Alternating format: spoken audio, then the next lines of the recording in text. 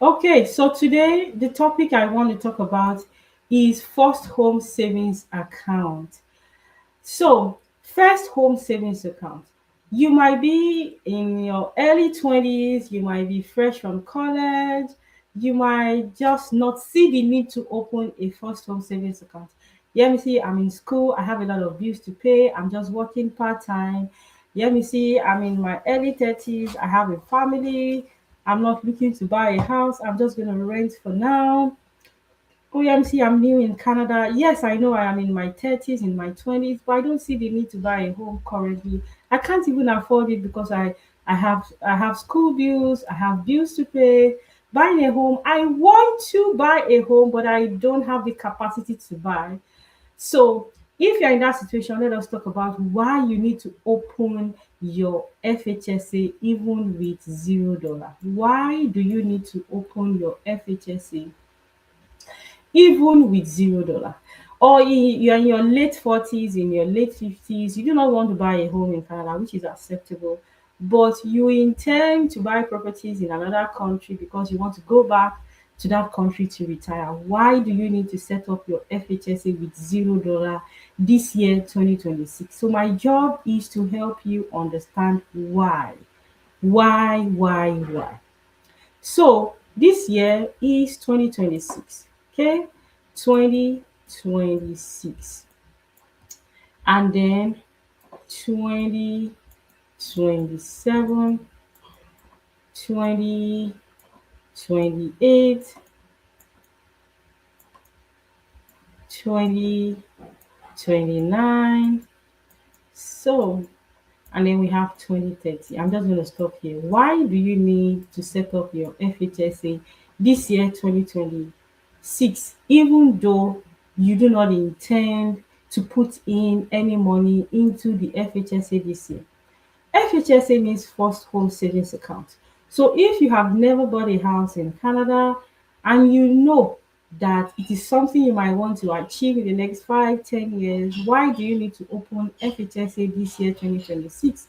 Or you're someone that currently you had a house 5 years ago, but now currently in the last 5 years, you do not own a house in your name and you are looking to buy an apartment or a condo or a house. So when you hear first home savings account, you can actually buy a condo, you can buy an apartment, you can buy a house depending on your capacity. For FHSA simply means first home savings account. So if you live in Canada, you are 18, 19 for some provinces, excuse me, and you do not see the need to open FHSA, you're in your early 20s, 30s, you're in school, you're so busy with part-time job, you're also busy with school, and you do not see the need to open an FHSA account, let me educate you on this. Now, whatever your situation is, let me start from foundation. Let me see, I don't have money and it is not my priority now. So you can see $0. You see, when you open the FHSA this year, 2026, with $0, okay, $0, what you have done for yourself is that you secure your contribution room. You secure your contribution room. And the contribution room for FHSA is $8,000 every year. That is the maximum. So you secure this $8,000 contribution. $8,000 is the amount of money that you are allowed to put into your FHSA and invest. Okay, it is not money CRA is going to give you. It is the money you are allowed to put into your FHSA by yourself. Okay, now when I say contribution room, any amount between $1 to $8,000, that is what you can put into your FHSA for a particular year. Whether it is 200, 1,000, 5,000, 7,000 that you can put in your first year, fine, but the maximum per year is 8,000. So I'm just going to use a basic example. This year, 2026, you open the FHSA and you do not have money to put into the account. What happened is in 2027, you still do not have money to put into that account. But guess what? Your total contribution room is now 16,000. That is 8,000 from 2026 plus 8,000 for 2027. So I'll keep it simple. You still do not have money to put into your FHSA 2028 because you are still schooling, you are only doing part-time job, you have so many bills to pay, you are in school, you are still sorting out your immigration papers, you you have a lot of bills to pay and you are not in that space to open or put in money into your FHSA. Okay, the total contribution room you will now have in 2028 is what? 8,000 in 2026, 8,000 2027, 8,000 2028.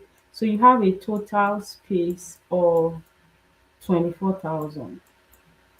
Okay, let's assume, excuse me, let's assume 2028 you were able to put in $10,000 this year, 2028. By the time you're filing taxes 2029, right, because you have put in 10,000 into your FHSA this year 2028, let's just assume, because the amount of tax refund you get is going to depend on a lot of factors. Are you single or married? What income did you earn as an employee and stuff like that? So let me just assume you were able to get a tax refund of 5,000. This is just an assumption. It could be higher, it could be lower. So how would you feel if you were able to get a tax refund of 5K? Okay, you are going to be very happy. Okay, smiling face.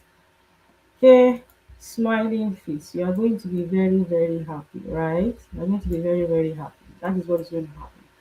Now, another school of thought is 2028, you're still busy with school. Yes, you're in your 20s, 21, 22. You simply did not put in money in your FHSA 2028, $0.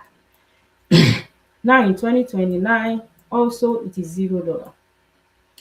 But you have a total contribution room of how much now? 32,000. But guess what? If you do not open that FHSA, you will not be able to, excuse me, you will not be able to build this contribution room over the years, right?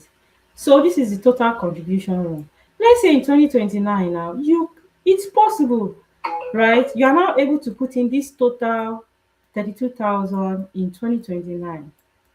Don't limit yourself. It is absolutely very possible. By the year 2030, when you file your taxes, this can help you to get tax refund. Let us assume you were able to get tax refund of $15,000. How will you feel? How will you feel? Smiling face, right? So can you see the benefit of opening your FHSA early? Let's assume you actually did not put in any money into your FHSA, excuse me, 2029.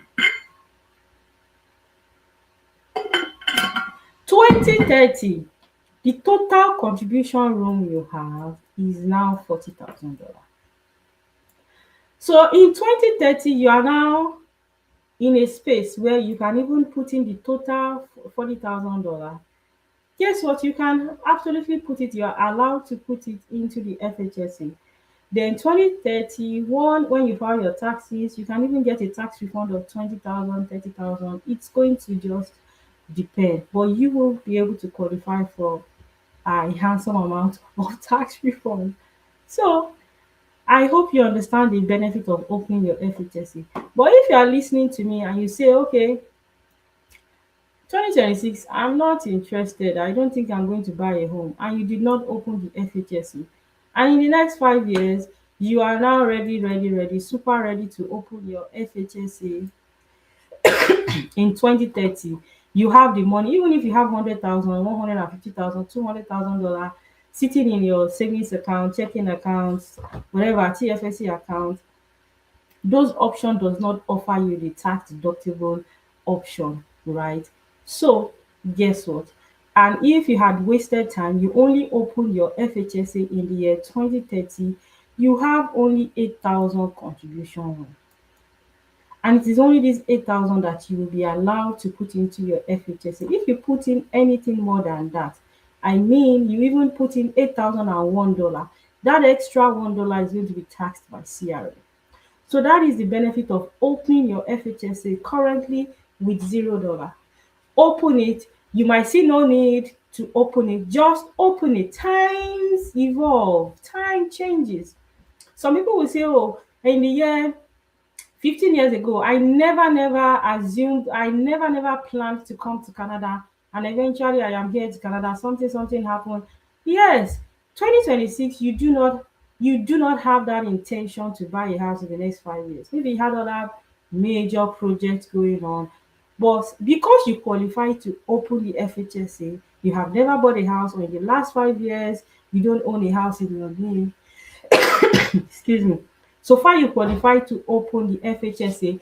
I, Yemisi Legushe, I'm a licensed financial security advisor, and I'll advise you to open the FHSA, even if you know that, oh, I don't think I want to buy a house, or it is you can't even contribute to it because you can't afford it. You're busy with school, you're busy with a lot of stuff, you're busy with family, you're busy paying a lot of bills.